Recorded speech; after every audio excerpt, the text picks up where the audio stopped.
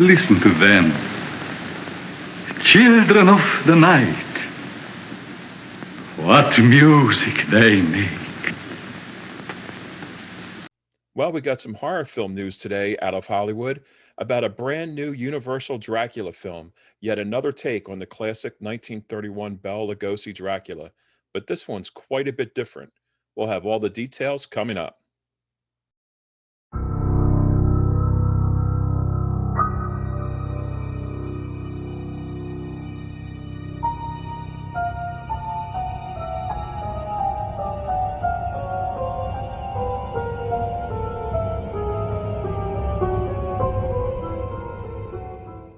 You know, it's funny. I was trying to figure out what topic to cover for our second installment on the Monster-Mania YouTube channel.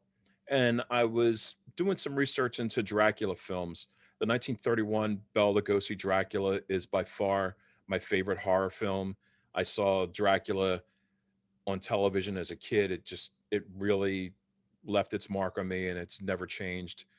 I was always disappointed when Universal replaced Bela Lugosi with John Carradine in the subsequent films. I mean, Lugosi did come back to portray the role 17 years later in Abbott and Costello Meet Frankenstein. But between the 1931 film and the 1948 Abbott and Costello film, John Carradine played the role, and he just didn't do it for me. I mean, Lugosi just had a charisma and ferocity to him, in my mind at least. When I saw the John Carradine version, the top hat wearing vampire, just he looked like somebody that came off the stage as a vaudeville or something. Like, it just didn't do it for me. But subsequently after that, there were some really great Dracula films.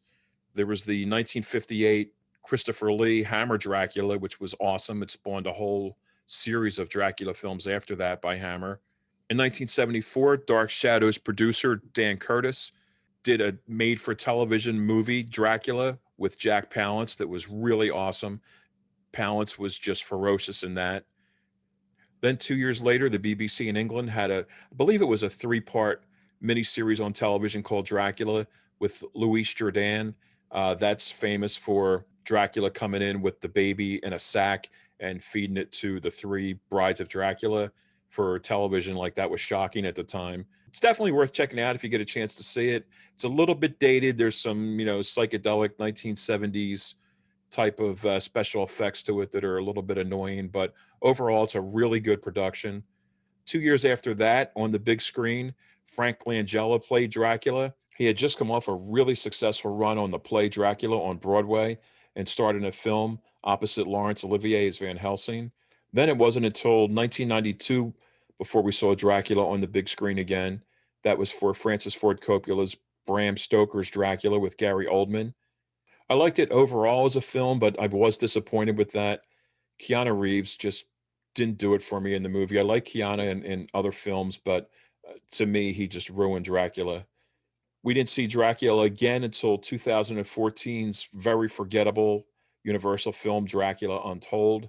More recently, there was another BBC television production of Dracula, last year's three-part Dracula series with Danish actor Claes Bang.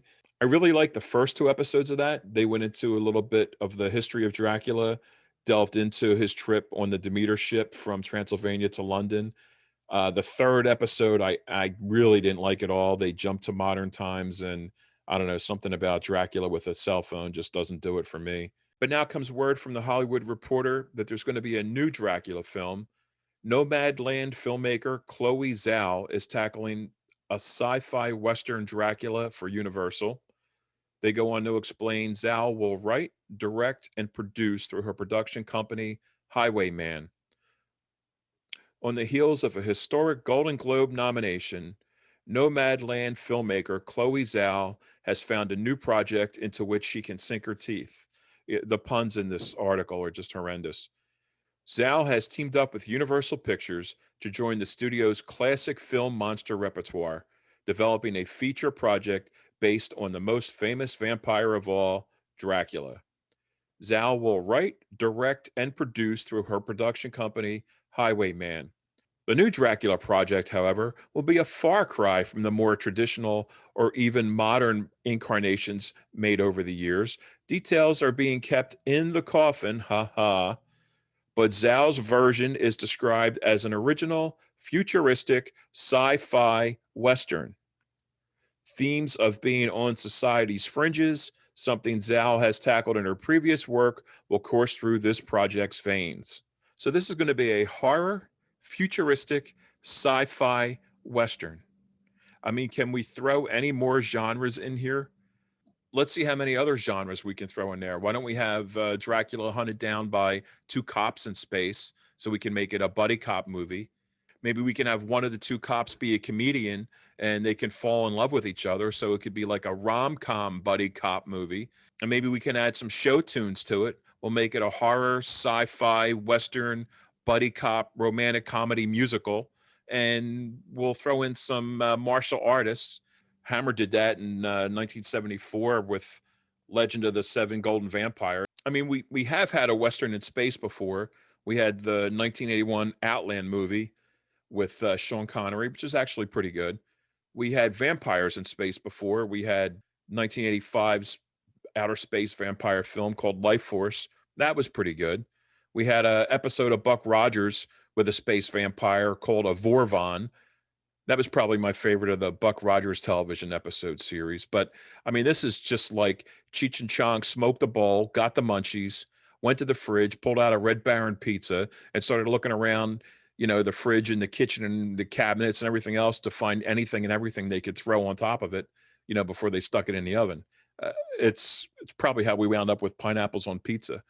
But imagine if we replaced the word Dracula with Freddy Krueger or Candyman or Michael Myers. The Halloween fans and the Nightmare on Elm Street fans and the Candyman fans certainly wouldn't be happy with an outer space Western Candyman or an outer space Western Michael Myers. Me personally, I'd like to see somebody get back to the original novel and do that. Look at the 2017 theatrical version of it. It had already been done for a television miniseries with Tim Curry as Pennywise, probably one of Tim Curry's most famous roles, probably one of the most iconic horror television characters ever, that and the vampire from Salem's Lot. But no film has really been true to the novel from start to finish. For the Nightmare on Elm Street fans and the Halloween fans and the Candyman fans out there, how would you feel if that you were seeing a film announced that was going to be the sci-fi Western Freddy Krueger or the sci-fi Western Michael Myers? I mean, is that really what you would want to see? If you wouldn't want to see that, then you understand why I wouldn't want to see this with Dracula. I'm one of the kids that grew up in the 60s. They call us the monster kids. We were the first ones to have the Aurora Universal Monster models. We had, Famous Monster magazine that I used to devour from cover to cover.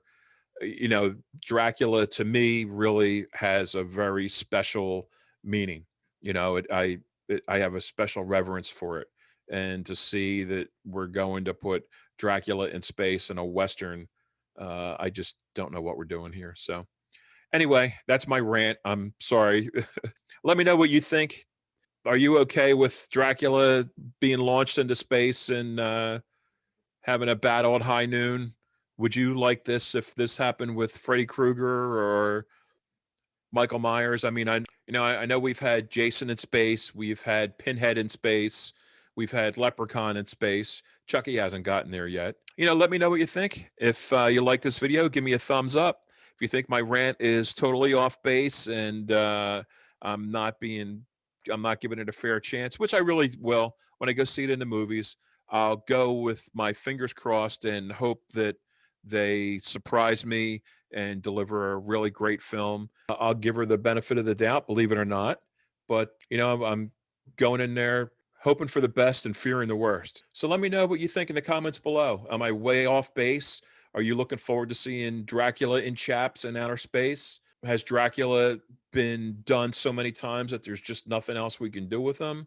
Would you like to see a Dracula film that more closely follows the original novel? Let us know what you think. And in the meantime, keep watching horror movies and stay scared. Hey, horror fans, looking for something scary to add to your collection? Stop by the Monster-Mania store and see what we have to offer. Just go to monstermania.net and click on the link at the top for the store. We've got everything a true horror fan might need. Check out our apparel for some awesome Monster Mania hoodies, t shirts, and beanies. Check out our horror games section where we have the brand new Friday the 13th game, the new horror edition of Trivial Pursuit, and various other horror Monopoly and Clue games. If you're looking for a good read, pick up the latest issue of Monster Mania magazine. And if you're looking for some great collectibles, we have everything from an assortment of Jason masks, mystery boxes, and a wide selection of hand signed autographs from many of the top horror film and television stars. Each autograph item comes with our Monster Mania authentication, complete with numbered, tamper proof Monster Mania hologram and a matching certificate of authenticity. We're also adding new items every day, so check back often. Shop smart. Shop S-Mart. You got that?